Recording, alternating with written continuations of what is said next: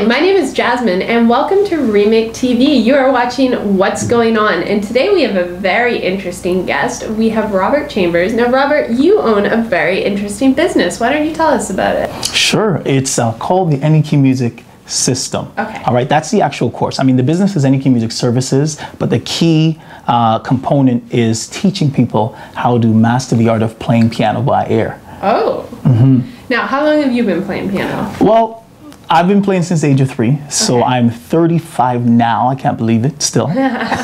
You know, but so that's about 32 years. My math is correct. Very long time. Mm-hmm. And how I started is that I heard my sister's taking lessons, and at the age of 3, my sister couldn't play a particular song. Okay. So I decided to, well, the teacher was actually teaching her that song, and she was playing it over and over, and my sister couldn't get it, but I was listening around the corner, mm-hmm. and I heard it, and eventually, when my sister couldn't get it, I actually figured it out and played it myself.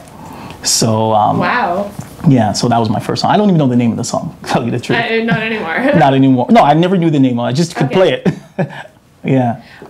So you've been playing piano for a lot now. How long have you been playing professionally? I'd say I took it more seriously probably about the age, I would say 20. At age 20, and I started to do more events like, you know, corporate events, weddings, different functions, different concerts and so forth. Mm-hmm. And but those were, it was professionally, but still as a hobby. It wasn't really something I did full time. Okay. Yeah. And so what inspired you to do it full time, to start a business of playing piano? Well, the main thing is that I had to look at what do I love to do? What do I know I was created to do? Mm-hmm. You know, growing up, you know, I'm 6'1". I thought I was going to be this NBA basketball player, as a lot of people do, you know. But by the time I hit 18 years old, in high school, I'm like, hey, Robert, you're not going to the NBA. No. You know, you stopped growing, you know. Exactly. What are you going to do with your life? Mm-hmm. You know, and I was taking all these courses, and it just wasn't until the end of the year, I sat back. I really prayed about it too, you know, and I said, what am I going to do? And then it's like, what are you good at? You know, and it was just the music. So I just decided, yeah, I'm going to do whatever I can to just really tap into this passion that I have and make this passion, as I give it out, give back in a way. So that was when you started your business? Yes. Okay, so this is a fairly old business as well, 10, 15 years old. Yeah, I would say, but it's more it was in the development stages. So it went through a lot of development, a lot of fine tuning, a lot of stuff. Now, you teach people to essentially throw away the music book and play piano by ear. How difficult is that to teach them? For me, it's not difficult. Mm-hmm. What I find is difficult is sometimes people believing that it's possible. Okay. So but when they realize or when they learn the methods that I teach, which is I teach them how to understand music. Right. Once you understand it, because music is a language.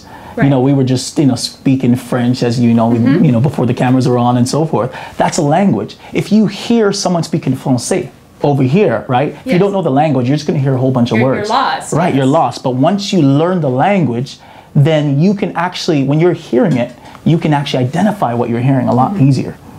Now, how long does it take to take someone who, say, has never even pressed a key on a piano and teach them to play by ear? Well, for me, I actually advertise that they can learn how to do it in 1 year. So that's 1 year. That's somebody from scratch, but it's actually sooner than that. But I put 1 year because I don't want to really scare people away. Okay. You know, to have a complete picture of playing piano by ear, definitely 1 year to play the majority of the songs they have in their CD collection. But over a couple years, obviously, you can start to master it now. Mm-hmm. Mm-hmm. And does your system work for all types of music? Classical, jazz, hip hop, whatever you're playing on? Every style of music. I mean, hip hop, it's more, you know, little beats and stuff like that. So you can create a little bit of music, but pretty much all styles: classical, jazz, R&B, show tunes, pop, mm-hmm. everything. Because that's what playing by ear is. It's playing what you're hearing. Yeah. You've always played by ear? Always. Since the beginning? Yeah. So this is something that comes very natural to you, but have you ever considered that it was natural to you and not natural to someone else? Yes, I found that out when I was young. I found that out because I actually saw music totally different. How I started, I started playing when I was 3, but I couldn't take lessons because the music teacher said that I was too young. So I was sad. I'm like, but then there's a competitive nature inside of me that just said, okay, well, you're not going to teach me. I'm going to figure this thing out for myself, you know? And when I figure this thing out, I'm going to teach everybody else how to do that. So I used to say to people, this method, it's so simple. Come on, don't you see it? It's simple. But guess what? That didn't work. Yeah, so not everyone can do that. Everyone couldn't do that. You know, I grew up playing in the church and so forth, and I played the first time when I was about 4. And all the parents, after they saw me play, they said, okay, we're going to send our children to music lessons to be able to do the same thing that he did. I played Silent Night, my first song.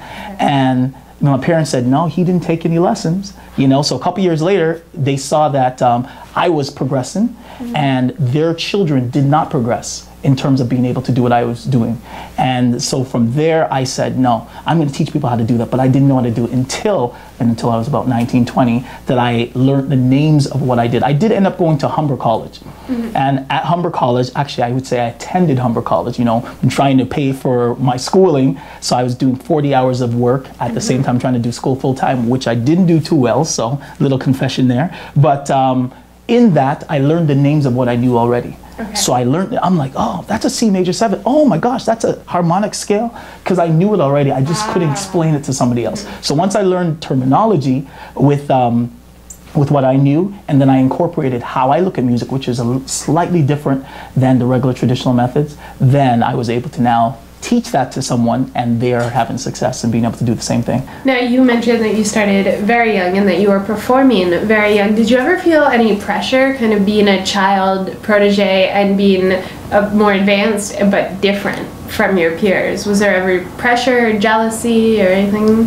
No, actually, I guess I was blessed to be in a certain type of surroundings. I was really celebrated. So it was good to see a little child. You know, we didn't have YouTube and all those things then. So you see a little child just playing any song that he wanted to play. You know, it was kind of amusing. So I got a lot of encouragement. So I guess that was good. And I did have a lot of encouragement with my family as well. Okay. So there's never any peer pressure to, you know, ha, you can play the piano, you're a loser. Was none of that? Oh, none of that. No, not at all. Because I can play the #1 hits out there. So there you go. Yeah, we were fine. Yeah. How did you feel about performing at such a young age? Like performing at an age when most children are learning to tie their shoes, but there you are in front of, you mentioned you started at church. Yeah. So in front of at least 100 people. Exactly.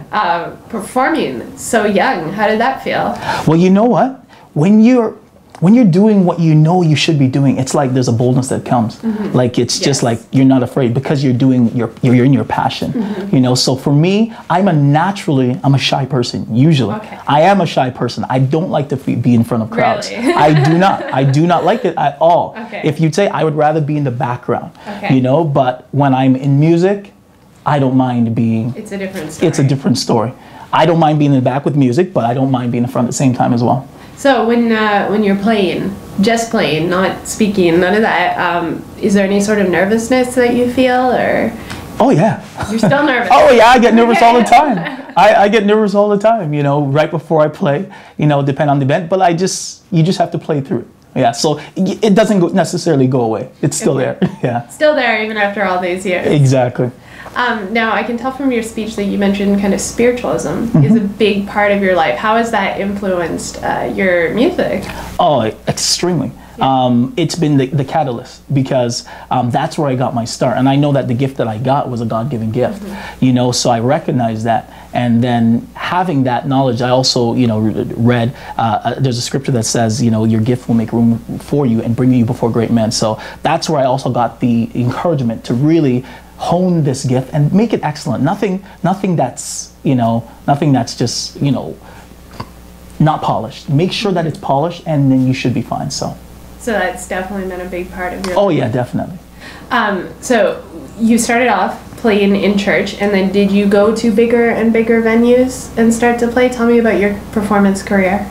Right. Well, my performance career, I still do a lot of big corporate events. Okay. I'm doing a Martin Luther King one that's happening shortly as well, and I do a lot of big corporate events and so forth around Ontario and the States and different things like that as well. But pretty much it's still the same. It's just like, I feel like it's just me practicing in the room.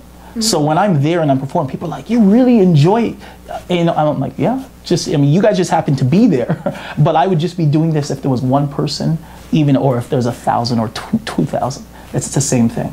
What do you think your favorite part of music is, of either your music business or performing, or what is really your favorite part that brings you back there? That's a very good question. I hope I never have to choose between which one is more important. Everyone has a certain place in my heart, but I love the performing aspect, but I really love to teach it. You love to teach. I really love to teach it. I love to teach this method. I love to see when people had a goal to play piano and for some reason they didn't reach it because of certain methods and so forth, and then when now I teach them, they're able to hit their goals. That for me is just so fulfilling. So it's really about helping people share what you shared and what you found at such a young age, which is amazing to know what you want to do so young. So you are watching What's Going On. I'm Jasmine and this is REMIC TV. Before you go off and get a water break, walk your dog, get some lunch, I want to remind you that we have a great contest going on right now. Click on our contest banner, enter the names of your friends who you think would love to hear all the great stuff about REMIC TV. You probably tell them anyway. Now you can get paid to do it. On the 14th, we are doing our first draw. You can win $500 just for telling your friends about Robert here or about some of the other great issues on REMIC TV. And remember, the lucky grand prize winner wins $10,000 at the end of the contest. So go ahead, click on the contest banner, go get some lunch, and we will be right back.